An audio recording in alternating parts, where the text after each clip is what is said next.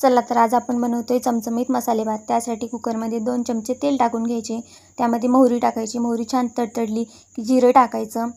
त्यामध्ये कांदा टाकायचा, छान फ्राय होऊ द्यायचा। त्यामध्ये कढीपत्ता टाकायचा थोडा, ते पण छान मिक्स करून घ्यायचा। त्यानंतर फ्लावर, टोमॅटो, एक बटाटा, 2 ते 3 हिरव्या मिरच्या हे चांगलं परतून घ्यायचं। चांगलं तेल सुटेपर्यंत परतून घ्यायचं बरं का। आणि त्यानंतर त्यामध्ये चटणी, हळद, आपले जे मसाले असतात ते मसाले टाकून घ्यायचे सगळे आणि छान फ्राय होऊ द्यायचं। ते परतून घ्यायचं छान। त्यामध्ये आपण स्वच्छ धुतलेले तांदूळ टाकायचे आणि जेवढे तांदूळ घेतले का त्याच्या डबल पाणी टाकून घ्यायचं आणि थोडेसे शेंगदाणे टाकून घ्यायचे। छान ते मिक्स करून घ्यायचं आणि थोडं पाणी टाकून घ्यायचं।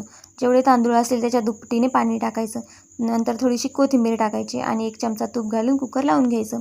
झाला तयार आपला चमचमीत भात।